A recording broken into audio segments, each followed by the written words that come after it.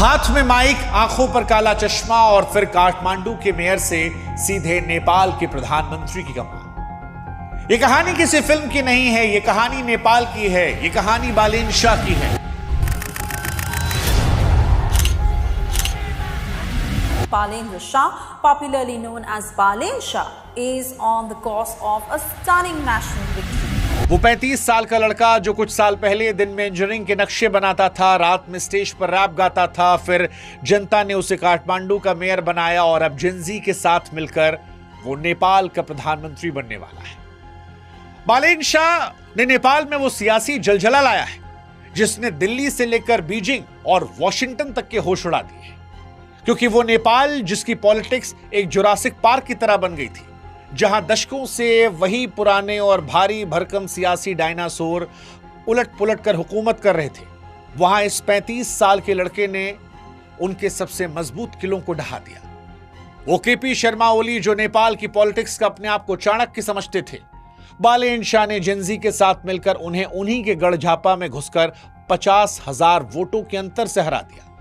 और इसीलिए दुनिया को आज नेपाल के इस नए चेहरे में ज़ेलेंस्की दिख रहा है, एक कलाकार जो कला की दुनिया से निकलकर नेपाल की सियासत का नायक बन गया। तो भारत के अंदर लोग अपनी अपनी विचारधाराओं के अक्ष से उन्हें देख रहे हैं। कोई उन्हें केजरीवाल बना रहा है जो सिस्टम को अंदर से हैक करने का हुनर बता रहा है, कोई राहुल गांधी कह रहा है जिसने सत्ता के दिग्गजों से सीधे टकराने की दिलेरी दिखाई, तो किसी ने कहा कि ये तो मोदी जैसा है जो कट्टर राष्ट्रवाद को साथ लेकर चलता है और युवाओं को दीवाना बना रहा है।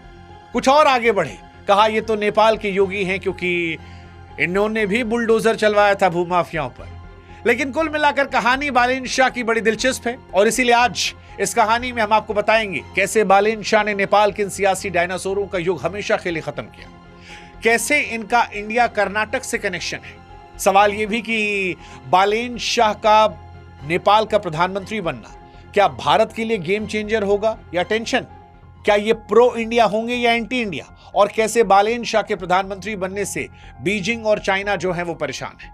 ये सारी कहानी आज हम आपको बताएंगे, लेकिन इस कहानी की शुरुआत करें उससे पहले नेपाल की जनता को बहुत बहुत बधाई, नेपाल में हमारे प्रशंसकों को बधाई।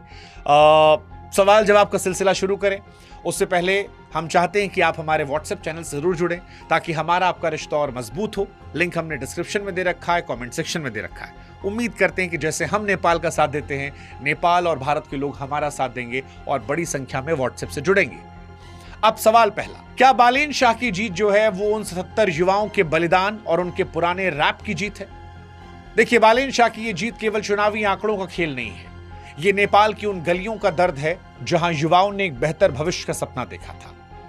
सितंबर 2025 में नेपाल की जिनजी क्रांति सभी को याद है। सड़कों पर हजारों लाखों युवा उतरे थे, गोलियां चली थी, 77 बेगुनाहों की मौत हुई थी। बालेन शाह ने उस समय महलों में बैठने के बजाय सड़कों पर इन युवाओं का हाथ थामा था, उनकी आवाज बने थे। हालांकि बालेन शाह की शुरुआत यहीं से नहीं हुई थी, इससे पहले भी सालों पहले बालेन शाह अपने रैप के जरिए अपनी पकड़ युवाओं में बना रहे थे, क्योंकि उनके गाने केवल संगीत नहीं थे, वो नेपाल के सड़े हुए सिस्टम के खिलाफ एक वैचारिक युद्ध थे, जहां पुरानी पार्टियां लाउडस्पीकर रैलियों पर करोड़ों रुपए बहा रही थी। बालेन एक डिजिटल वॉर रूम के जरिए सीधे युवाओं के मोबाइल स्क्रीन पर जा रहे थे और अब जब उनकी जीत हुई है, वो प्रधानमंत्री बनने वाले हैं, तो ये उन 77 शहीदों को एक सच्ची श्रद्धांजलि है और नेपाल के उस डिजिटल युवा का जवाब जिसने सिस्टम की सफाई रखने की कसम खाई थी। लेकिन यहां पर सवाल दिलचस्प यह है कि बालेन शाह है कौन? वो ज़ेलेंस्की है, मोदी है, केजरीवाल है, योगी है? देखिए, वो कहावत है ना कि जिसकी जैसी नीयत उसने प्रभु को देखा वैसे। सियासत में भी यही होता है। नेपाल की सियासत में क्योंकि केपी शर्मा ओली एक कद्दावर नेता थे, उन्हें अपने घर में हराना लगभग नामुमकिन था। वो खुद को चाणक्य समझते थे, चाइना का पूरा सपोर्ट था, अंधा पैसा उनके पास था। लेकिन बालेन शाह ने उन्हीं के सबसे मजबूत किले झापा में करीब 50,000 वोटों के भारी अंतर से उन्हें हराकर यह साबित किया कि जब जनता बदलाव का मन बनाती है तो बड़े से बड़ा सियासी स्तंभ ढह जाता है। बालेन की इस कार्यशैली ने दुनिया को ज़ेलेंस्की के तौर पर याद दिलाया, जो कलाकार से राजनेता बने। हालांकि भारत में जैसा कि हमने पहले ही बताया, कोई अरविंद केजरीवाल कह रहा है कि जिसने सिस्टम के अंदर हैक कर लिया, कोई मोदी कह रहा है कि नेपाल के युवाओं में राष्ट्रीयता की भावना जगाई, कोई उन्हें नेपाल का योगी कह रहा है क्योंकि काठमांडू के मेयर के तौर पर बुलडोजर का शासन जो था वो जबरदस्त चला था, तो कोई राहुल गांधी जैसी निडरता उनकी में देख रहा है। कुल मिलाकर कहें तो उनकी इस कड़क छवि और बेखौफ अंदाज ने भूमाफियाओं के पसीने छुड़ा दिए और आम जनता को फिलहाल ये उम्मीद दी है कि अब उनकी पहुंच सिस्टम तक है। अब सिस्टम केवल पैसों का नहीं है, अब केवल राजा का बेटा राजा नहीं बनेगा, जो जनता का बेटा होगा वो राजा बन जाएगा। हालांकि इसने चाइना को झटका दे दिया है। हाँ, बालेन शाह के प्रधानमंत्री बनने से क्या चाइना को झटका लेगा, ये बड़ा महत्वपूर्ण सवाल है। बालेन शाह के इस उदय ने केवल काठमांडू की गलियों में नहीं बल्कि बीजिंग के गलियारों में भी खलबली मचाई है, क्योंकि केपी शर्मा ओली को हमेशा से चीन का बहुत भरोसेमंद माना गया। चीन ने ओली कार्यकाल में नेपाल में भारी निवेश किया और उन्हें एक प्रो चाइना ढाल की तरह इस्तेमाल किया, लेकिन बालेन शाह की जीत ने चीन के उन तमाम समीकरणों को एक झटके में बिगाड़ दिया। बीजिंग के लिए बालेन एक ऐसी पहेली है जिन्हें सुलझाना नामुमकिन लग रहा है। बालेन चीन बनाम भारत के पुराने खेल में फंसने के बजाय नेपाल फर्स्ट की बात करते हैं। बालेन शाह इतने अनप्रेडिक्टेबल लीडर हैं कि वे चीन और भारत दोनों को एक साथ कूटनीतिक मेज पर चुनौती देने का दम रखते हैं। वे सोच समझकर चलने वाले क्रांतिकारी हैं जिन्होंने साबित किया है कि ना तो बीजिंग और ना किसी बाहरी दबाव पर आई, और इसीलिए शायद चीन को यह साइलेंट सदमा है। यह इस बात का सबूत है कि हिमालय की गोद में अब एक ऐसा नेता निकला है जो कम से कम दिख रहा है कि अपनी शर्तों पर नेपाल के हित को लेकर दुनिया से बात करना चाहता है। भारत में भी बालेन शाह के प्रधानमंत्री बनने को लेकर लोग खुश हैं उनके कर्नाटक कनेक्शन की वजह से, लेकिन सवाल यह है कि वो प्रो इंडिया होंगे या एंटी इंडिया। देखिए, भारत के लिए बालेन शाह को समझना एक ऐसी चुनौती है जिसके तार उनकी पुरानी यादों और शिक्षा से जुड़े हैं। बालेन शाह का भारत के साथ एक गहरा व्यक्तिगत नाता है। उन्होंने अपनी इंजीनियरिंग की पढ़ाई भारत के कर्नाटक से पूरी की। जाहिर है कि भारत की मिट्टी, यहाँ की संस्कृति, यहाँ के लोकतंत्र को करीब से समझा जाना है, लेकिन कूटनीति की मेज पर जज्बात से ज्यादा देशहित मायने रखता है।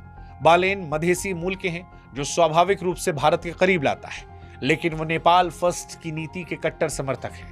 उन्होंने मेयर पद पर रहते हुए अपने दफ्तर में ग्रेटर नेपाल का नक्शा लगाकर यह साफ संदेश दिया था कि वो नेपाल को आगे बढ़ाने वाले हैं। इसलिए वो भारत के लिए टेंशन भी हो सकते हैं अगर वो अपने राष्ट्रवादी स्टैंड पर अड़ जाते हैं, लेकिन वो एक गेम चेंजर भी साबित हो सकते हैं जब दिल्ली और काठमांडू सम्मान और बराबरी के आधार पर रिश्तों की नई इबारत लिखे।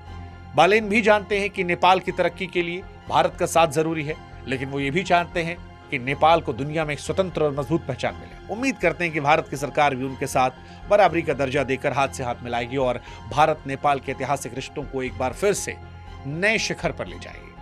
कुल मिलाकर कहें तो बालेन शाह का प्रधानमंत्री पद की दहलीज पर पहुंचना नेपाल इतिहास का सबसे सुनहरा पन्ना है। ये जीत केवल एक व्यक्ति की नहीं बल्कि उस नेपाली नागरिक की है जो पुरानी व्यवस्था से ऊब चुका था और कुछ नया देखना चाह रहा था। बालेन शाह का उदय नेपाल के हर उस युवा की जीत जिसने कभी सपने देखना नहीं छोड़ा। ये जीत बताती है कि अगर नीयत साफ हो तो एक आम लड़का भी इतिहास की धारा बदल सकता है। बालेन के सामने अब चुनौतियों की एक विशाल हिमालय खड़ा है। अर्थव्यवस्था को वापस पटरी पर लाना, भारत और चीन जैसी महाशक्तियों के बीच संतुलन बनाना और 77 शहीदों के सपनों को हकीकत में बदलना। लेकिन जाते आते एक सवाल हमारे नेपाली दोस्तों से, प्रशंसकों से, आप बताइए आपको क्या लगता है, बालेन शाह का यह नया विजन नेपाल को विकास से किन ऊंचाइयों पर ले जाएगा? क्या भारत और नेपाल के रिश्ते पहले से बेहतर होंगे? हम और आप अपने ऐतिहासिक रिश्तों को रिलिव करेंगे? कमेंट सेक्शन में लिखिएगा। और साथ ही ये बताइए, क्या बालेन शाह साहब का इंटरव्यू लेने हम नेपाल आए? कौन कौन हमें चाय पिलवाएगा, दर्शन करवाएगा? कमेंट सेक्शन में बताइएगा। अगर आप के जवाब दिल जीतने वाले रहे तो नेपाल आने का विचार हम भी बढ़ाएंगे। बालेन शाह से लेकर पशुपतिनाथ तक के दर्शन करने आएंगे। जय भारत, जय नेपाल, जय पशुपतिनाथ।